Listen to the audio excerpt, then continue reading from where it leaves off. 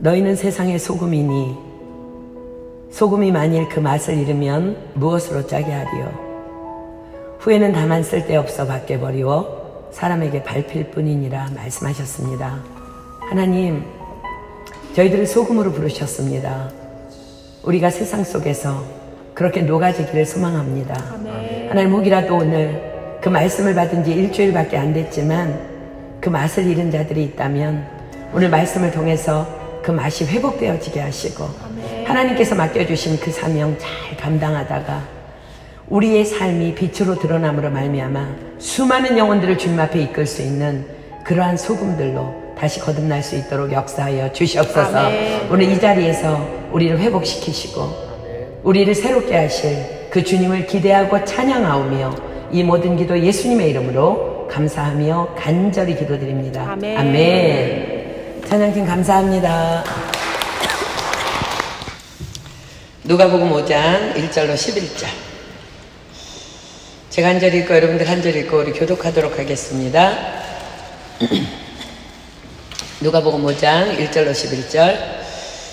무리가 옹이하여 하나님의 말씀을 들을새 예수는 게네사렛 호숫가에 서서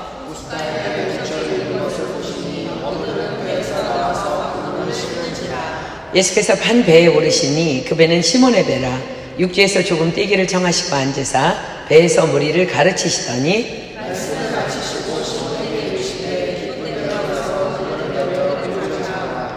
시몬이 대답하여 가로되 선생이여 우리들이 밤이 맞도록 수고를 하였으되 얻은 것이 없지만은 말씀에 의지하여 내가 그물을 내리리이다 하고 이에 다른 배에 있는 동물을 손짓하여 와서 도와달라 하니 저희가 와서 두 배의 채움에 잠기게 되었더라.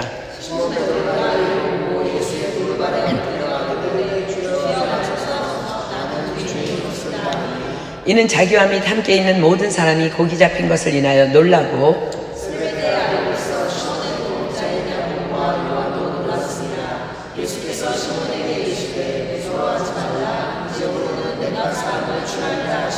함께 읽습니다. 저희가 배들을 육지에 대고 모든 것을 버려두고 예수를 쫓으니라. 아멘. 최근 통계에 의하면 지금 현재 전 세계 인구가 약 69억 명이라고 말합니다. 그 중에 크리스천의 숫자는 약 22억 명 정도라고 합니다. 그러니까 물론 이제 캐톨릭을 포함한 숫자죠. 그러니까 전 세계 인구의 31.5% 정도가 크리스천이라는 거예요. 예수님께서 크리스천인 우리에게 어떻게 말씀하셨어요? 마태복음 5장 13절 다시 피겠습니다. 지난주 말씀이죠. 마태복음 5장 13절. 너희는 세상의 소금이니 소금이 만일 그 맛을 잃으면 무엇으로 짜게 하리요? 후에는 아무 쓸데없어 다만 밖에 버리워 사람에게 밟힐 뿐이니라. 너희는 세상의 소금이니, 그러니까 지금 세상에는 31.5%의 소금이 크리스천이라는 이름으로 분포되어서 살고 있다는 말씀입니다.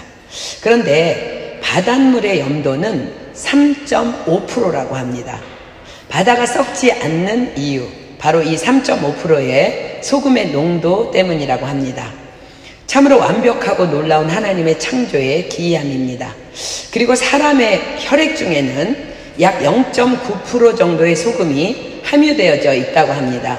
그런데 이제 과학 문명이 고도로 발달한 요즘은 소금의 과다 섭취로 인해서 몸의 염분 농도가 이제 증가하면 고혈압의 원인이 되기도 하고 또 위에 좋지 않은 결과를 초래해서 건강을 해친다는 이유로 소금 섭취를 자제하는 이렇게 사회적 분위기 속에 있다 보니까 많은 사람들이 오해해서 아예 소금은 몸에 나쁜 것이라는 잘못된 인식을 갖고 있기도 합니다.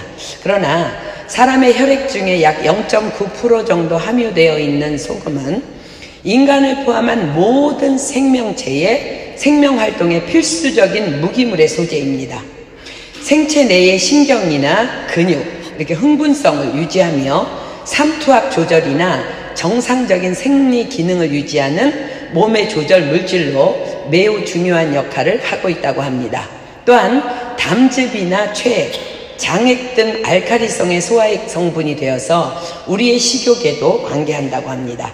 따라서 우리 몸에서 염분이 부족하게 되면 소화액의 분비가 적어져서 식욕이 감퇴하고 현기증이 일어나거나 무기력해지며 장기간에 걸쳐서 모자라는 경우에는 권태, 피로 또는 정신불안 등의 증세가 나타나서 건강한 생활을 할 수 없게 된다고 합니다. 네일 칼슨이라는 사람이 쓴 생리심리학이라는 책에는 빌리라는 한 아이의 이런 기록을 담고 있습니다. 어린 빌리는 소금을 먹기 시작했습니다. 그는 항상 음식에 소금을 많이 넣는 것을 좋아했고 결국 그 욕구는 통제할 수 없을 정도가 되었습니다. 소금 한 통이 며칠 만에 사라지는 것을 발견한 그의 어머니는 어느 날 부엌에서 그가 뭔가를 먹고 있는 것을 보았습니다. 그것은 소금, 그냥 순수한 소금이었습니다. 그녀는 소금통을 빌리의 손이 닿지 않는 선반 위에 올려두었습니다. 빌리는 울기 시작했습니다. 엄마, 그러지 마세요. 나는 소금을 먹어야 해요. 어느 날 아침 그녀는 부엌에서 쿵소리가 나는 것을 듣고 가보니 빌리가 소금을 꺼내려다가 의자와 쓰러진 것입니다. 빌리는 눈물을 흘리면서 외쳤습니다. 엄마, 저 소금이 먹고 싶어요. 제발 소금을 주세요. 그녀는 소금을 줄 수밖에 없었고 빌리는 소금을 열심히 먹었습니다. 결국 빌리는 병원에 입원시키게 되었습니다. 빌리가 애처롭게 울면서 소금을 요청했지만 병원은 통상적으로 아이들이 섭취하는 만큼의 소금만 주었고 계속 소금을 찾는 빌리의 방은 잠겨버렸습니다. 불행히도 빌리가 소금을 그렇게 찾는 이유를 검사하기도 전에 빌리는 죽고 말았습니다. 빌리가 그렇게 소금을 찾은 이유는 알도스테론의 분비가 안 되었기 때문입니다. 알도스테론은 신장에서 소금을 재흡수를 조절하는 호르몬인데 이것이 없어 소금을 무작정 배출해 버린 것입니다. 그래서 혈액 속 소금이 부족해서 빌리는 그렇게 소금을 갈구했고 그것을 채우지 못한 빌리의 육체는 결국 죽음을 불러온 것입니다. 그렇습니다. 만약 우리의 몸에 소금이 없다면 우리의 생명을 앗아갈 수 있을 만큼 소금은 이렇게 중요한 요소입니다. 주님이 말씀하십니다. 너희는 세상의 소금이니.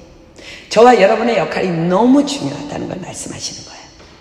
그런데 지금 세상 속에는 소금인 크리스천이 몇 프로 살고 있다고요? 31.5%가 존재하고 있답니다. 바닷물의 염도는 3.5%임에도 불구하고 결코 부패하거나 썩지 않는 바닷물을 유지하고 있는데 왜 세상에는 31.5%씩이나의 크리스천이라 이름하는 소금이 존재하건만 세상은 왜 점점 더 부패가 팽배해 가기만 하는 것일까? 그것은 바로 소금인 크리스천들이 그 맛을 잃었기 때문입니다. 주께서 말씀하십니다. 소금이 만일 그 맛을 잃으면 무엇으로 짜게 하리요? 후에는 아무 쓸데없어 다만 밖에 버리워 사람에게 밟힐 뿐이니라. 과연 우리 이제 말씀이 너희는 세상의 소금이니 말씀드린 지 일주일밖에 안 됐는데 과연 저와 여러분은 지금 어떤 소금입니까? 여전히 맛을 내고 있는 소금입니까? 아님 맛을 잃은 소금입니까? 사랑하는 여러분, 그런데 우리가 기억해야 할 것은 너희는 세상의 소금이니 소금이 만일 그 맛을 잃으면 무엇으로 짜게 하리요? 라고 말씀하고 계시는 예수님의 관심은 맛을 잃고 세상에 퍼져 있는 31.5%의 크리스천이라 불리는 22억 명에 있지 않습니다. 소금의 맛을 잃지 않으려는 몸부림으로 사명의 삶을 기어이 살아내고 있는 바로 그 한 사람. 그로 인해 죽어가는 주변의 영혼들을 살리게 될 바로 그 한 사람에게 있다는 것입니다. 이 말씀으로 인해 오늘 우리가 읽은 이 본문 말씀을 통해서 그 한 사람이 저와 여러분이 되기를 예수님의 이름으로 축복합니다. 오늘 본문은 이렇게 시작합니다. 무리가 옹이하여 하나님의 말씀을 들을새 예수는 게네사렛 호숫가에 서서. 게네사렛은 갈릴리 바다 혹은 디베리아 바다의 또 다른 이름입니다.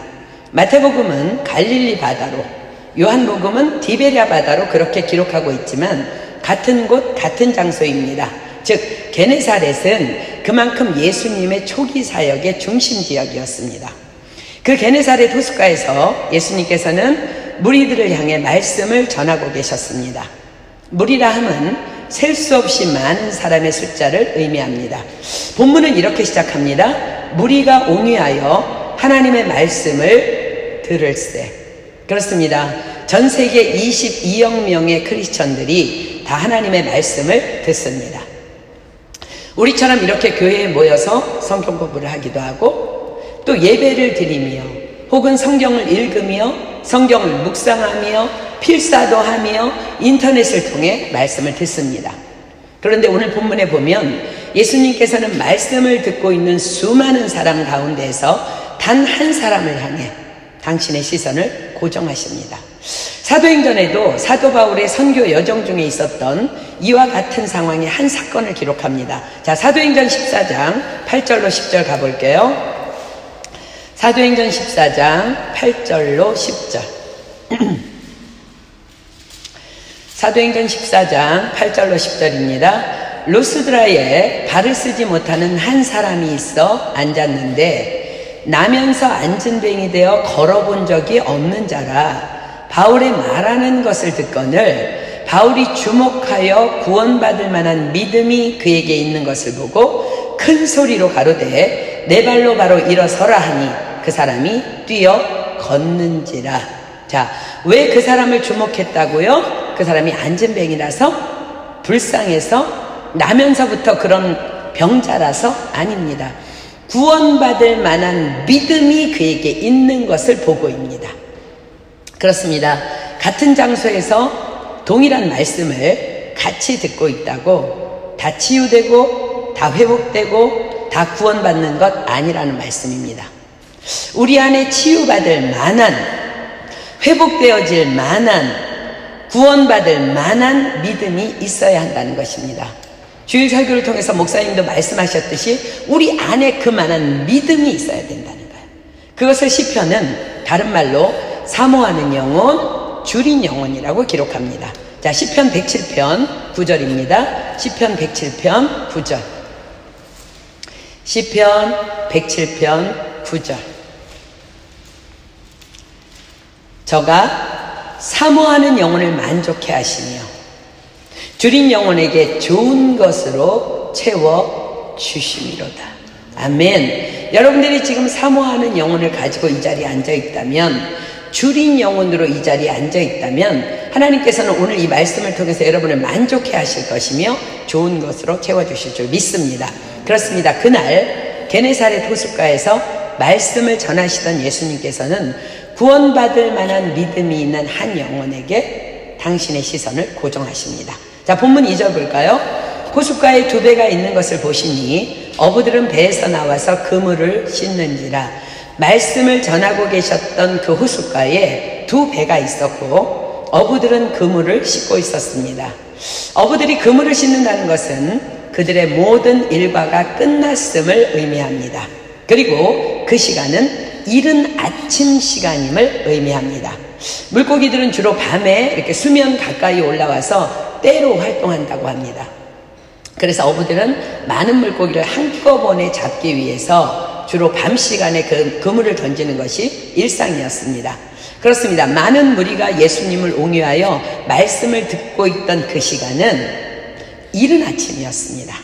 예수님의 가르치심은 그렇게 주로 이른 아침부터였습니다. 자, 누가복음 21장 한번 가볼까요? 누가복음 21장 37절로 38절입니다. 누가복음 21장 37절로 38절. 예수께서 낮이면 성전에서 가르치시고 밤이면 나가 감람원이라 하는 산에서 쉬시니 모든 백성이 그 말씀을 들으려고 이른 아침에 성전에 나아가더라. 저는 소망합니다. 우리 교회 모든 성도가 토요일 이른 아침에 말씀을 들으려고 이 성전에 나아가는 그런 축복이 있기를 소망합니다. 또한 매 토요일마다 하나님을 예배하기 위해서 피곤함을 무릅쓰고 이른 아침에 성전으로 달려나오는 여러분 한 분 한 분을 예수님의 이름으로 축복합니다. 그날 예수님께서는 다 아셨습니다. 그들이 밤새 고기를 잡기 위해 그물을 던졌지만 웬일인지 단 한 마리의 물고기도 잡지 못한 채 상실감과 허무감으로 그 그물을 싣고 있었음을 주님은 다 아셨습니다. 바로 지금도, 이 시간도 이 자리에 와서 앉아 말씀을 듣고 있는 여러분 한 분 한 분의 모든 상황과 형편을 예수님께서는 누구보다도 너무나 잘 알고 계십니다. 아멘. 그곳에 2배가 있었습니다. 그리고 시몬 외에도 몇몇 어부들이 있었습니다. 그러나 그 동일한 형편에 있었던 그들 중에서도 예수님의 시선은 단 한 사람에게 고정됩니다. 바로 시몬이었습니다. 예수님과 시몬의 만남은 바로 그렇게 시작됩니다. 자, 3절입니다. 예수께서 한 배에 오르시니 그 배는 시몬의 배라. 육지에서 조금 뛰기를 청하시고 앉으사 배에서 무리를 가르치시더니. 시몬, 우리가 잘 알고 있듯이 베드로의 옛 이름입니다. 예수님께서는 의도적으로 시몬의 배에 올라 앉으십니다. 그리고는 무리를 향해 계속 말씀을 가르치십니다. 이제 시몬 베드로는 꼼짝없이 그 자리에 머물러 있어야만 하는 상황이 되어버렸습니다. 그물을 씻어 정리하고 배를 안전히 묶어두고 집으로 가서 쉴 계획이었을 것입니다. 밤새 물고기를 잡기 위해 그물을 던졌다면 무척이나 피곤했을 것입니다. 게다가 한 마리도 못 잡은 상실감에 더 지쳐 있었을 것입니다. 그러나 그는 자신의 배에 올라 앉으셔서 말씀을 전하시는 예수님과 다르게 발이 묶여버리고 말았습니다. 시몬 베드로는 오늘 이 말씀을 통해서 우리가 볼 수 있는 것은 사람이 근본 성품 자체가 참 착했던 자였던 것 같습니다. 그는 어쩔 수 없어서 왜 이러세요? 이러지 않았다는 거예요. 어쩔 수 없어 포기하고 앉아 말씀을 듣기 시작합니다. 아니, 말씀을 들을 수밖에 없었다는 것이 더 정확한 표현입니다. 예수님께서는 왜 그리하셨을까? 다 아시면서. 왜 그리하셨을까? 정답은 그를 사랑하셨기 때문입니다. 사도행전이 기록합니다. 로마서 10장 17절입니다. 로마서 10장 17절. 로마서 10장 17절. 로마서 10장 17절. 그러므로 믿음은 들음에서 나며 들음은 그리스도의 말씀으로 말미암느니라. 아멘. 자, 사랑하는 여러분, 여러분들이 지금 이 자리에 있는 것, 하나님께서 너무나 사랑하시는 증거임을 믿어야 합니다. 내가 내 발로 이 자리에 온 것 같지만 하나님께서 나를 모든 유혹으로부터 전적으로 지켜주셨고 보호해 주셨고 이끌어 주셨기 때문에 우리는 지금 이 자리에 있을 수 있는 것입니다. 하나님께서는 여러분들이 이 자리에 앉기까지의 크고 작은 영적 전쟁들을 다 하십니다. 그러나 여러분들은 자신의 자유의지를 주께 드렸고 주께서는 그 자유의지를 드리는 여러분들을 받으신 것입니다. 그렇습니다. 믿음은 들음에서 나며 들음은 그리스도의 말씀으로 말미암습니다.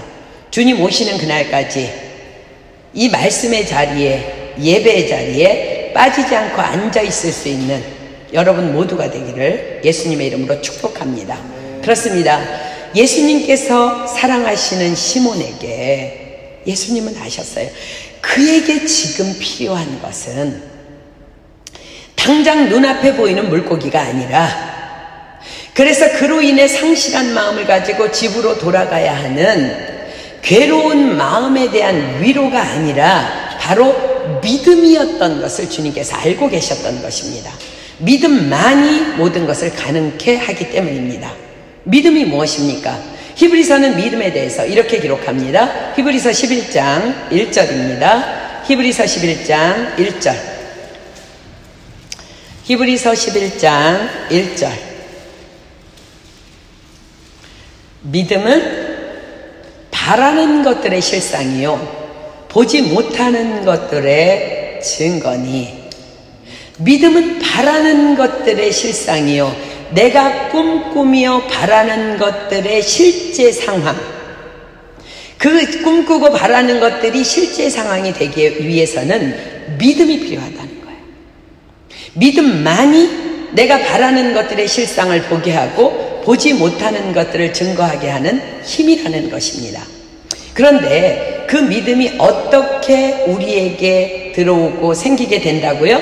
믿음은 들음에서 나며 들음은 그리스도의 말씀으로 말미암았느니라. 말씀을 들을 때, 예수님의 말씀을 들을 때 나에게 믿음이 들어오게 된다는 것입니다. 자, 이 믿음이 얼마나 놀라운 능력인지를 로마서 4장이 기록합니다. 로마서 4장 18절로 22절.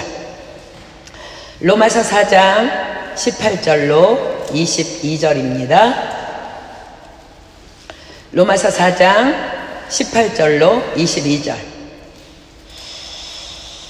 아브라함이 바랄 수 없는 중에 바라고 믿었으니 이는 내 후손이 이 같으리라 하신 말씀대로 많은 민족의 조상이 되게 하려 하심을 인함이라. 그가 100세나 되어 자기 몸에 죽은 것 같음과 사라의 태에 죽은 것 같음을 알고도 믿음이 약하여지지 아니하고 믿음이 없어 하나님의 약속을 의심치 않고 믿음에 견고하여져서 하나님께 영광을 돌리며 약속하신 그것을 또한 능히 이루실 줄을 확신하였으니 그러므로 이것을 저에게 의로 여기셨느니라. 아멘. 그렇습니다. 믿음은 놀랍게도 도무지 바랄 수 없는 중에도 바라고 믿게 되는 능력이라는 거예요.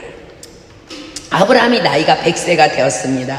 이제는 아이를 가질 수 있다는 어떤 희망도 가질 수 없는 몸의 상태가 되었습니다. 게다가 아내 사라는 경수가 끊어진 지 이미 오래입니다. 그러나 아브라함의 믿음은 그 상황을 초월합니다. 하나님의 약속을 전혀 의심하지 않습니다. 오히려 믿음이 더 견고해집니다. 점점 더 확신이 생깁니다. 결국 그 믿음이 죽은 자와 같은 아브라함의 몸에서 이삭을 생산케 합니다. 우리는 100세의 아브라함에게 하나님이 일방적으로 역사하셔서 이삭을 낳게 하셨다고 착각합니다. 그렇지 않습니다. 로마서는 분명히 기록합니다. 아브라함의 믿음이 하나님이 능력으로 역사하시도록 그렇게 하나님의 능력을 입게 한 것입니다. 하나님께서 말씀하십니다. 내가 믿으면 하나님의 영광을 보리라. 그렇습니다. 지금 시몬 베드로에게 필요한 것은 바로 이 믿음이었습니다. 언제까지 물고기에 많고 적음에, 언제까지 물질에 많고 적음에, 언제까지 내 능력에 많고 적음에 그렇게 인생이 휘둘리며 살아가야 하겠습니까? 여러분에게 질문합니다. 왜 돈이 그리도 많기를 원해요? 왜 그리 큰 집이 필요해요? 왜 그렇게 좋은 차 타고 싶어 해요? 왜 그렇게도 예뻐지고 싶어 해요? 왜 그렇게 학벌이 중요해요? 왜 그렇게도 명예가 중요해요? 벤자민 프랑클린이 이런 유명한 말을 했어요. 우리를 망치는 것은 다른 사람들의 눈이다. 만약 내 자신을 제외한 다른 모든 사람이 장님이라면 나는 구태여 고래등 같은 집도 번쩍이는 가구도 바랄 필요가 없을 것이다. 참 놀라운 영적 통찰력입니다. 그런데 우리는 다른 사람들의 눈을 왜 그렇게 의식하고 살아요? 믿음이 없어서입니다. 하나님 아버지가 나의 아버지라는 믿음, 나는 그분의 자녀라는 믿음, 그분은 전능자 하나님이시라는 믿음, 그분이 나를 죽기까지 사랑하신다는 믿음, 그분이 나에게 모든 것을 다 주시기를 기뻐하신다는 믿음, 그러나 지금 나에게 필요하지 않기 때문에 아직 주시지 않고 계시다는 믿음, 그분 안에서는 모든 것이 다 가능하다는 믿음. 우리 작년 52주 동안 외쳤던 말씀, 자기 아들을 아끼지 아니하시고 우리 모든 사람을 위하여 내어주시니가 어찌 그 아들과 함께 모든 것을 우리에게 은사로 주지 아니하시겠느냐. 이 약속을 믿는 믿음이 없기 때문에 자꾸 세상을 의식하고 비교하고 주눅들고 비참한 생각이 드는 것입니다. 주께서 말씀하십니다. 요한일서 5장 4절입니다. 요한일서 5장 4절. 요한일서 5장 4절. 대저 하나님께로서 난 자마다 세상을 이기느니라. 여러분을 유혹하는 모든 것들, 하나님께로서 난 자마다 세상을 이기느니라. 세상을 이긴 이김은 이것이니 우리의 믿음이니라. 아멘. 그래서 이 믿음을 갖게 하기 위해 의도적으로 예수님께서는 시몬 베드로로 하여금 꼼짝없이 말씀을 들을 수밖에 없는 상황을 만들어 버리신 것입니다. 자, 말씀을 듣는다는 것, 이 말씀을 들음으로 나게 된 믿음의 능력이 얼마나 놀라운지를 한번 현장으로 가보겠습니다. 자, 본문 4절입니다. 말씀을 마치시고 시몬에게 이르시되 깊은 데로 가서 그물을 내려 고기를 잡으라. 깊은 데로 가서 그물을 내려 고기를 잡으라. 우리는 교회에서 선포되는 하나님의 말씀과 학교에서 하고 있는 전공 혹은 직장에서 내가 전문인으로서 하고 있는 일들을 전혀 별도로 생각합니다. 교회는 교회고 학교는 학교입니다. 예수님은 예수님이시고 직장은 직장입니다. 말씀은 말씀이고 사업은 사업입니다. 그래서 컴퓨터를 다루는 데 있어서는 다만 컴퓨터 전문가에게 묻습니다. 자동차를 고치는 데 있어서는 다만 자동차 전문가에게 묻습니다. 음악을 하는 자는 다만 음악가에게, 건축하는 자는 다만 건축 전공자에게, 의상을 하는 자는 다만 의상 전공자에게 필요한 도움을 청하며 묻습니다. 그래서 그토록 우리에게 믿음이 들어오기가 어려운 것입니다. 역대하에 보면 이런 기록이 있습니다. 역대하 16장 2절 볼까요? 역대하 16장 2절. 역대하 16장 2절. 구약성경 역대하 16장 12절. 역대하 16장 12절. 아사가 왕이 된 지 39년에 그 발이 병들어 심히 중하나 병이 있을 때에 저가 여호와께 구하지 아니하고 의원들에게 구하였더라. 자, 여러분, 이 말씀이요, 바로 여러분들 올라가 보세요. 역대하 16장 9절. 우리가 너무나 잘 알고 있는 역대하 16장 9절의 그 유명한 말씀은요, 바로 이 아사 왕을 향한 선포였어요. 여호와의 눈은 온 땅을 두루 감찰하사 전심으로 자기에게 향하는 자를 위하여 능력을 베푸시나니 이 일은 왕이 망령때에 행하였은즉 이후부터는 왕에게 전쟁이 있으리이다. 사랑하는 여러분, 여러분들은 가장 먼저 누구에게 묻습니까? 아니, 왜 모든 것들에 대해 하나님께 가장 먼저 묻지 않습니까? 혹 바로 이런 이유 때문입니까? 평생을 업으로 살아온 베드로에게 목수 출신인 예수께서 이렇게 명합니다. 깊은 데로 가서 그물을 내려 고기를 잡으라. 이런 황당하고 비상식적인 명이 어디 있겠습니까? 바다 전문가인 베드로는 알고 있습니다. 깊은 곳에는 물고기가 결코 없다는 것을. 더군다나 적어도 지금 이 시간 나는 평생을 업으로 잔뼈가 굵어진 내가 밤새 이 바다에 그물을 던지고 던졌지만 단 한 마리의 물고기도 잡지 못하였다는 것은 이 바다에 현재 물고기가 전혀 없음을 의미한다는 것을. 그러나 사랑하는 여러분, 믿음은 들음에서 나며 들음은 그리스도의 말씀으로 말미암았느니라 하셨습니다.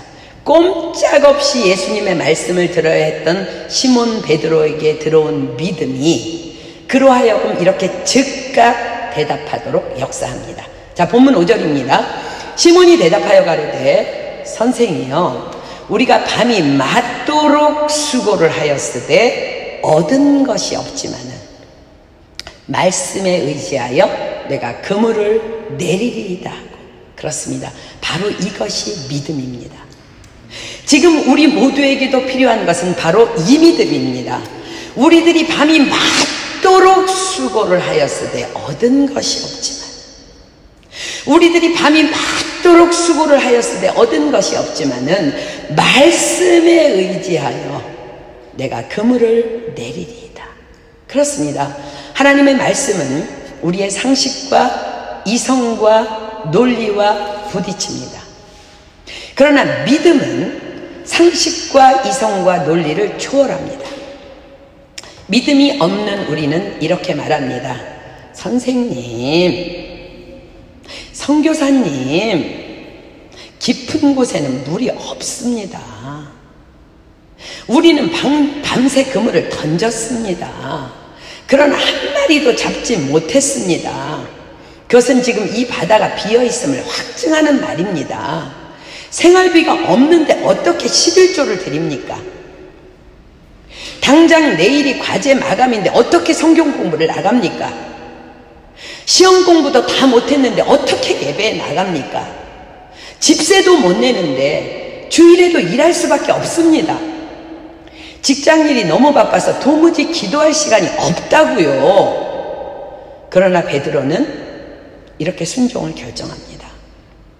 우리들이 밤이 맞도록 수고를 하였으되 얻은 것이 없지만 말씀에 의지하여 내가 그물을 내리리이다. 그렇습니다. 믿음은 모든 것을 이길 수 있는 강력한 능력입니다. 자, 고린도후서 10장 가겠습니다. 고린도후서 10장 4절로 5절. 고린도후서 10장 4절로 5절입니다. 신약성경 고린도후서 10장 4절로 5절입니다. 우리의 싸우는 병기는 육체에 속한 것이 아니요 오직 하나님 앞에서 견고한 진을 파하는 강력이라. 우리 안에 있는 모든 이론을 파하며 우리 안에 있는 하나님 하는 것을 대적하여 높아진 것을 다 파하고 우리 안에 있는 모든 생각을 사로잡아 그리스도에게 복종케 하니. 아멘. 그리고 그 믿음이 기적을 일으킵니다. 자, 본문 6절 봅니다. 그리한즉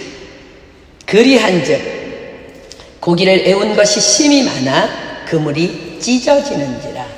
이에 다른 배에 있는 동물을 손짓하여 와서 도와달라 하니 저희가 와서 두 배의 채움에 잠기게 되었더라. 우리는 보여주시면 믿겠습니다 라고 하지만 예수님은 내가 믿으면 하나님의 영광을 보리라 하십니다. 그렇습니다. 예수님께서 말씀하십니다. 깊은 데로 가서 그물을 내려 고기를 잡으라. 깊은 데로. 깊은 곳 어디일까요? 깊은 곳 무엇입니까? 로마서가 기록합니다. 로마서 11장 33절로 36절. 로마서 11장 33절로 36절. 신약성경 로마서 11장 33절로 36절입니다. 깊도다 하나님의 지혜와 지식에 부요하며 그의 판단은 측량지 못할 것이며 그의 길은 찾지 못할 것이로다. 누가 주의 마음을 알았느냐? 누가 그의 모사가 되었느냐? 누가 주께 먼저 드려서 갚으심을 받겠느냐? 이는 만물이 주에게서 나오고 주로 말미암고 주에게로 돌아가니라. 영광이 그에게 세세에 있으리로다. 아멘.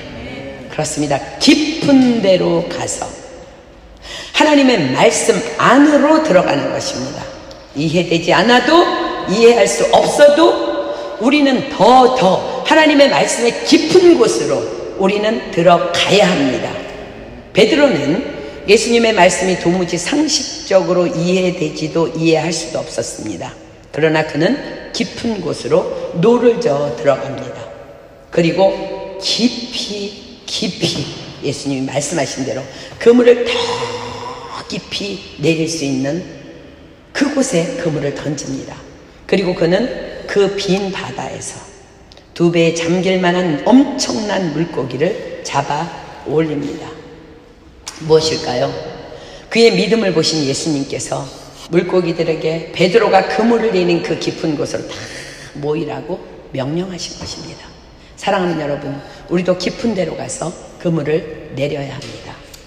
말씀을 붙잡고 하나님과 씨름해야 합니다. 하나님의 말씀을 물고 늘어져야 합니다.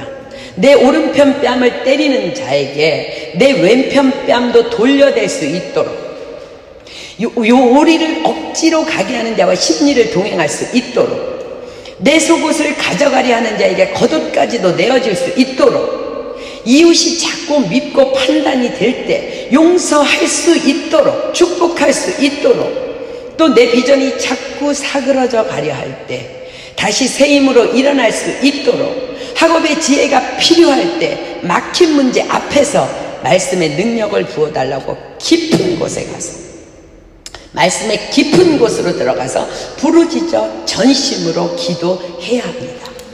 주께서 말씀하십니다. 깊도다 하나님의 지혜와 지식에 부요하며 그의 판단은 측량지 못할 것이며 그의 길은 찾지 못할 것이로다. 누가 주의 마음을 알았느냐? 누가 그의 모사가 되었느냐? 누가 주께 먼저 드려서 갚으심을 받겠느냐? 이는 만물이 주에게서 나오고 주로 말미암고 주에게로 돌아감이라. 영광이 그에게 세세에 있으리로다. 아멘. 반드시 깊고도 부요한 지혜와 지식의 하나님을 우리는 그 깊은 곳에서 만나게 될 것입니다. 그렇습니다. 다만 깊은 데로 가서 그물을 던지십시오. 주께서 약속하십니다. 야고보서 1장 5절입니다. 야고보서 1장 5절. 야고보서 1장 5절. 너희 중에 누구든지 지혜가 부족하거든 모든 사람에게 후히 주시고 꾸짖지 아니하시는 하나님께 구하라. 그리하면 주시리라. 깊도다 하나님의 지혜와 지식에 부요하며 누가 먼저 드려서 주께 드려서 갚으심을 받겠느냐. 그렇습니다. 베드로는 주께 먼저 드려서 갚으심을 받은 자입니다. 깊은 데로 가서 그물을 내려 고기를 잡으라. 이해되지 않았지만, 이해할 수도 없었지만 말씀에 의지하여 내가 그물을 내리리이다 하고 즉각 순종합니다. 그러자 주께서 두 배에 잠길 정도의 물고기로 그의 믿음에 갚아주십니다. 시편은 이렇게 기록합니다. 시편 34편 8절로 9절. 시편 34편 8절로 9절. 시편 34편 8절로 9절. 너희는 여호와의 선하심을 맛보아 알지어다. 여러분, 맛은요 먹어본 자만 하는 거예요.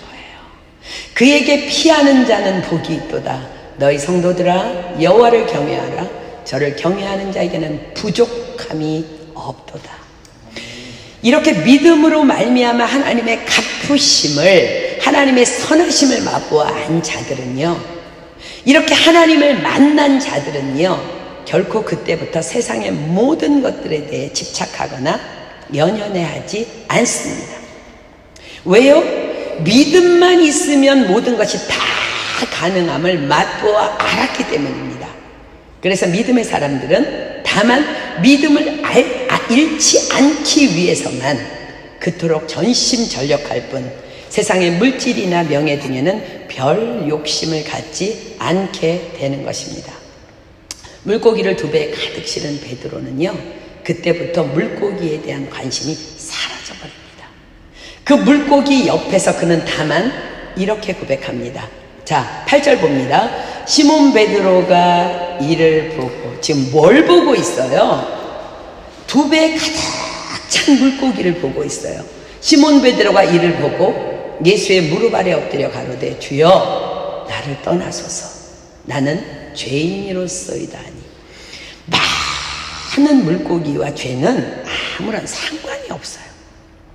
그러나 물고기가 가득 실린 두 배 앞에서 그는 다만 예수님을 향해 엎드립니다. 주여 나를 떠나소서 나는 죄인이로소다. 쏘이다. 왜냐하면 그는 물고기가 아닌 하나님의 위엄 앞에 서 있었기 때문입니다. 전능하신 그 능력의 주님 앞에서 그는 다만 그의 거룩함이 문제였지 자신의 세상적인 영광은 전혀 관심 밖의 일이 되어버린 것입니다. 본문 9절입니다. 이는 자기와 및 함께 있는 모든 사람이 고기 잡힌 것을 인하여 놀라고 세베대의 아들로서 시몬의 동업자인 야고보와 요한도 놀랐습니다. 예수께서 시몬에게 일러 가라사대 무서워 말라 이제 후로는 내가 사람을 취하리라 하시니 두려워하는 시몬 베드로에게 주께서 말씀하십니다. 무서워 말라. 이제 후로는 내가 사람을 취하리라.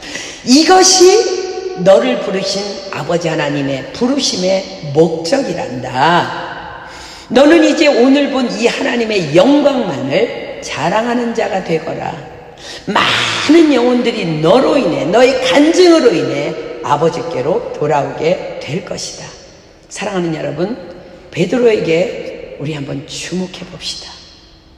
오늘 베드로가 한 일이 무엇입니까? 세계 선교였습니까? 열방을 향해 달려감이었습니까? 구제였습니까? 노방전도였습니까? 아닙니다. 다만 그는 착한 마음으로 말씀을 들었고, 이럴 수 있잖아요. 아니 여보시오 선생, 나 너무 피곤한데 왜 내 배에 오르신 거예요? 그러지 않았다는 거. 그는 착한 마음으로 말씀을 들었고 그까닭에 그에게 믿음이 들어왔고 그 믿음으로 인해 그는 자신의 이성과 상식과 논리를 초월하여 깊은 곳으로 가서 그물을 내렸을 뿐입니다. 이것이 바로 예수님께서 우리에게 원하시는 작은 일에 대한 충성이며 소금으로 부르신 소금의 사명입니다. 깊은 데로 가서 그물을 내리는 순종의 믿음이 없이는 우리는 결코 소금의 사명 감당할 수 없습니다. 날마다 매 순간 자꾸 우리는 소금의 맛을 잃지 않기 위해 깊은 데로 가서 그물을 내려야 합니다. 그리고 그 깊도다 하나님의 지혜와 지식에 부요하며 그분을 만나야 합니다. 그 안에 재물과 영광과 생명이 다 들어있습니다. 학업이요? 여러분들 물질이요? 전공 분야요? 여러분 자녀요? 평범한 목수이신 그러나 하나님이신 예수님이 말씀하십니다. 깊은 데로 가서 그물을 내려 고기를 잡으라. 순종하는 자는 반드시 하나님의 영광을 보게 될 것입니다. 그리고 결국은 내 욕망, 내 소유, 내 모든 것 다 버려두고 다만 예수님만을 쫓는 참 제자로 거듭나게 될 것입니다. 11절이 기록합니다. 저희가 배들을 육지에 대고 모든 것을 버려두고 예수를 쫓으니라. 사랑하는 여러분, 이것만이 하나님께서 저와 여러분을 부르신 부르심의 목적입니다. 그런데 너무나 많은 크리스천이라 이름하는 자들이 가짜 신앙으로 가짜인 줄도 모르고 살아가고 있습니다. 여러분들 기억하십시오. 다니엘의 깊은 곳은 사자굴이었습니다. 말씀과 씨름하는 깊은 기도 중에 하나님의 음성을 들었기 때문에 그는 사자굴에 들어갈 수 있었던 것입니다. 그리고 그곳에서 다니엘은 하나님의 영광을 맛봅니다. 다니엘의 세 친구의 깊은 곳은 풀무불이었습니다. 그들 또한 말씀과 깊이 씨름하는 가운데 깊은 기도 중에 하나님의 음성을 들었기 때문에 풀무불에 과감히 들어갈 수 있었던 것입니다. 그리고 그곳에서 그들도 하나님의 영광을 맛봅니다. 베드로의 깊은 곳은 전혀 물고기가 한 마리도 없던 가장 깊은 바다 한가운데였습니다. 그는 예수님의 말씀 안에서 깊은 씨름이 있었습니다. 깊은 곳은 도무지 어부의 상식으로는 물고기가 단 한 마리도 없는 곳입니다. 그러나 그는 믿음으로 고백합니다. 우리들이 밤이 맞도록 수고를 하였으되 얻은 것이 없지만 말씀에 의지하여 내가 그물을 내리리이다. 그리고 그는 결국 하나님의 영광을 맛봅니다. 그리고 모든 것을 버려두고 예수님을 쫓는 제자가 됩니다. 주께서 말씀하십니다. 누가복음 14장 26절로 27절입니다. 누가복음 14장 26절로 27절. 예수님께서 말씀하십니다. 무릇 내게 오는 자가 자기 부모와 처자와 형제와 자매와 및 자기 목숨까지 미워하지 아니하면 능히 나의 제자가 되지 못하고, 누구든지 자기 십자가를 지고 나를 좇지 않는 자도 능히 나의 제자가 되지 못하리라. 깊은 데로 가서 그물을 내리는 영성이 없이는 도무지 불가능한 일입니다. 그런데 많은 사람들이 깊은 데로 가서 그물을 내리는 영성을 무시하고 그냥 누군가의 간증에 도전을 받습니다. 저 목사님은 40일 금식을 했대. 우와 하면 자기도 금식을 합니다. 여호수아가 그 견고한 성을 엿새 동안 날마다 돌았더니, 그리고 마지막 날에는 7바퀴를 돌았더니 여리고가 무너졌대. 그렇지, 6 더하기 7이니까 13바퀴지. 저 건물 우리 교회로 딱이야. 우리도 돌아야지. 그래야 우리 교회가 되는 거야. 그리고 시간 낭비를 해가며 무모한 일들을 시도합니다. 가짜 여리고라는 제목의 글을 제가 여러분들에게 읽어드리겠습니다. 성을 돌았습니다. 매일 정확하게 1바퀴씩 돌았습니다. 입술을 굳게 다물고 정성을 다해 돌았습니다. 결연한 다짐도 반복했습니다. 드디어 결전의 날이 됐습니다. 옛 이야기처럼 7바퀴를 돌았습니다. 온갖 정성을 들인 뒤 마침내 성을 향해 큰 함성을 질렀습니다. 무너져라. 무너질지라. 반드시 무너질지어다. 그런데 안 무너집니다. 성은 꿈쩍도 하지 않습니다. 아무 일도 일어나지 않았습니다. 나의 욕심으로 돌고 있는 성이 있지 않은가 생각해 보았습니다. 나의 생각과 의지, 정성과 열심, 도대체 그 무엇이 하나님의 마음을 움직이지 못했을까? 말씀을 묵상하듯 경건한 마음으로 발자국들을 점검해 봅니다. 그리고 심령을 울리는 깨달음과 대면합니다. 그가 큰 함성을 지르라 하신 적이 없다. 7바퀴를 돌라 명하신 적이 없다. 매일매일 돌라 말씀하신 적이 없다. 저성을 줄이라 약속하신 적이 없다. 내가 돌던 성은 여리고가 아니었습니다. 아무리 돌아본들 무너질까요? 크게 소리 질러본들 정성 들여 100일을 돌아본들 무너지겠습니까? 어림없습니다. 괜히 기운 빼지 않아도 됩니다. 그곳은 가짜 여리고니까요. 우리 마음대로 주님 마음을 바꾸려 하지 말고 주님 마음에 우리 마음을 내려놓으면 어떨까요? 그것이 가장 빠른 길입니다. 그렇습니다. 깊은 데로 가서 그물을 내려야 합니다. 하나님의 말씀을 붙잡고 깊이 씨름해야 합니다. 하나님께 나아가서 1대1로 깊이 부르짖어 기도해야 합니다. 그래서 결단코 하나님의 음성을 내게 1대1로 주시는 하나님의 음성을 들어야 합니다. 흉내는 믿음 아닙니다. 하나님이 나에게 말씀하신 적이 없다면 그것은 다 가짜 여리고입니다. 나에게 직접 말씀하심을, 그 음성을 그렇게 깊은 데로 가서 들어야 합니다. 그래야 순종이 가능하며 그 순종 끝에 하나님의 영광을 보게 되는 것입니다. 한국의 영적 지주로 우뚝 서 계신 김진홍 원로 목사님께서 새해에 이제 송구영신 예배를 드리면서 이런 말씀을 해주셨어요. 사랑하는 여러분, 우리는 다만 하나님의 말씀에 믿음으로 순종해야 합니다.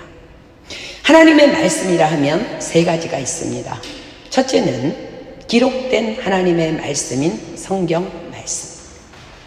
둘째는 말씀이 육신이 되어 오신 예수님, 그분의 말씀.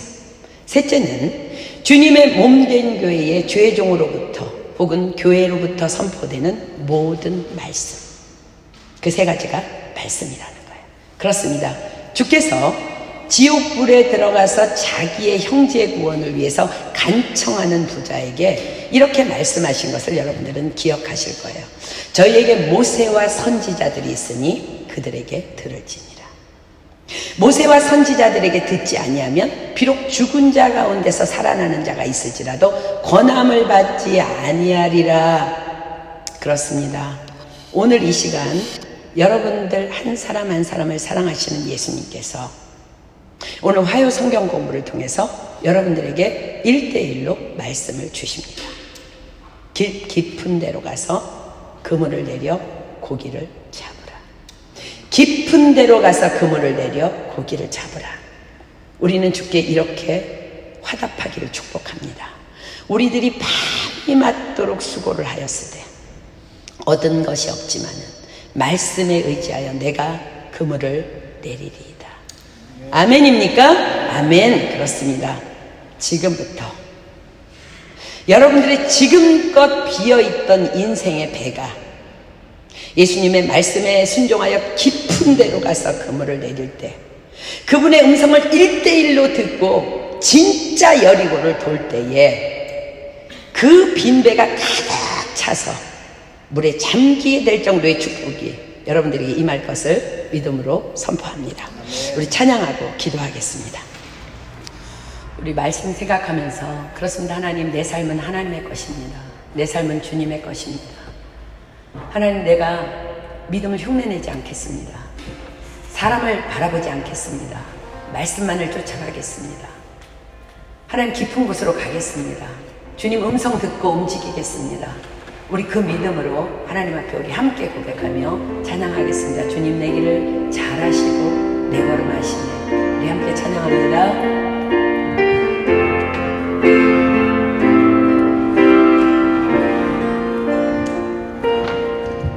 주님 내 길을 잘하시고 내 걸음하시네. 어둠에서 빛을 내시는 그분을 믿네. 무엇으로 주를 섬길지 어디로 가야 할지 헤매이는 나를 아시고 길을 여시네. 다시 한번 고백합니다. 주님 내 길을 잘하시고 주님 내 길을 잘하시고 내 걸음하시네. 어둠에서 빛을 내시는 그분을 믿네. 무엇으로 주를 섬길지 어디로 가야 할지 헤매이는 나를 아시고 길을 여시네. 삶은 주의 것, 내 삶은 주의 것, 온전한 신뢰를 주께 드리네. 보이지 않아도 믿음으로 걷네. 주 영광 바라보네. 주만 따르네.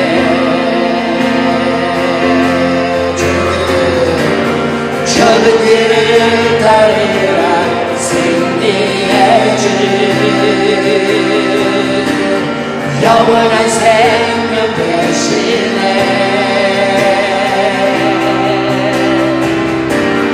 도망주의 숨결을 배워가며 너의 모든 삶 맡겨드리라.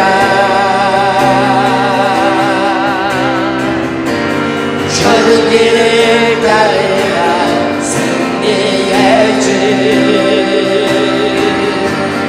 영원한 생명 되시네.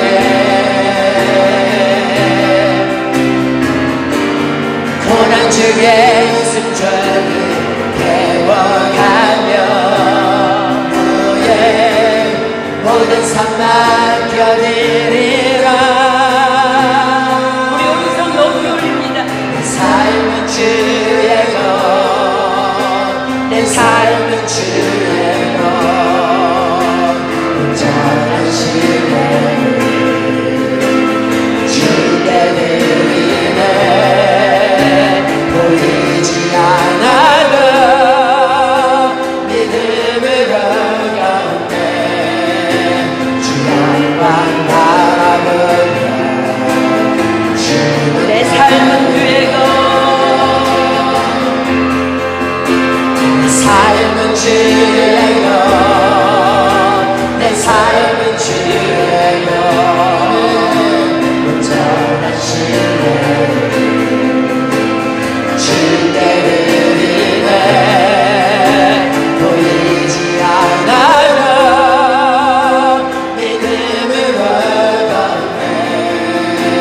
주님만 바라보며 주만 따르며. 정말 전심으로 고백하십니까? 아멘. 우리 찬양팀 들어가겠습니다. 이 시간 우리 다 눈 감고 하나님 앞에, 하나님 면전 앞에서 호람되어 하신 그 하나님 앞에 우리 여러분 자신을 한번 주님 앞에 올려드립시다. 사랑하는 여러분, 교회를 통해서 여러분들에게 말씀이 선포되는 것은 다만 여러분들의 믿음을 돕기 위함입니다. 여러분은 그 믿음을 가지고 깊은 곳으로 들어가야만 합니다. 아멘. 만약 여러분들이 말씀을 듣기만 하고 깊은 곳으로 들어가지 않는다면 소금이 맛을 잃으면 무엇으로 짜게 하리요? 후에는 다만 밖에 버리고 사람에게 밟힐 뿐이니라고 주님께서 말씀하십니다. 여러분, 가짜 여리고 돌지 마십시오. 여러분, 1대1로 하나님 음성 들어야 합니다. 다른 사람이 아무리 죽음에서 살아났다 할지라도 그것은 그 사람의 간증입니다.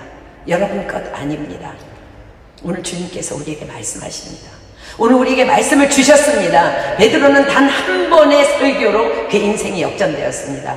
오늘 여러분들도 말씀을 들었습니다. 주께서 우리에게 말씀하십니다. 깊은 데로 가서 그물을 내려 고기를 잡으라고. 우리는 이렇게 고백해야 합니다. 우리가 밤이 맞도록 수고하였지만 얻은 것이 없지만 우리가 말씀에 의지하여 그물을 내리리이다. 여러분, 1대1로 하나님 음성 들어야 합니다. 이제는 더 이상 여러분들 끄슬리는 인생 사람을 살면 안 됩니다. 남의 신앙 여러분 것 아닙니다. 이 시간 하나님 앞에 기도할 때 주여 깊도다 하나님의 지혜와 지식의 부요함이여 라고 말씀하신 주님, 내가 그 하나님의 깊은 곳으로 들어가기 소망합니다. 주여 나에게 말씀하여 주시옵소서. 1대1로 말씀하여 주시옵소서. 내가 하나님 그 길을 따르겠습니다. 좁은 길이라 할지라도 그 길로 가겠습니다. 하나님, 아브라함의 믿음을, 베드로의 믿음을, 다니엘의 믿음을 우리에게 허락하여 주시옵소서. 이 시간 목숨 걸고 목이 터져라고 하늘문이 열리도록 우리 이 시간 주여 상창합니다. 시작! 주여! 주여!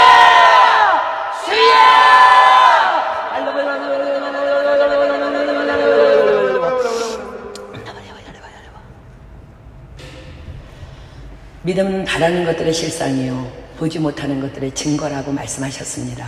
이 믿음은 들음에서 나며 들음은 그리스도의 말씀으로 말미암는다고 말씀하십니다. 우리가 말씀을 듣고 믿음이 들어왔다면 우리는 깊은 곳으로 1대1로 나아가야 합니다. 아멘. 예수님께서는 그 수많은 무리 중에 시몬 베드로에게 말씀하셨습니다. 이 시간 우리 많은 사람 모여있지만 여러분에게 1대1로 말씀하십니다. 깊은 곳으로 가서 그물을 내리라고. 그래서 물고기를 잡으라고.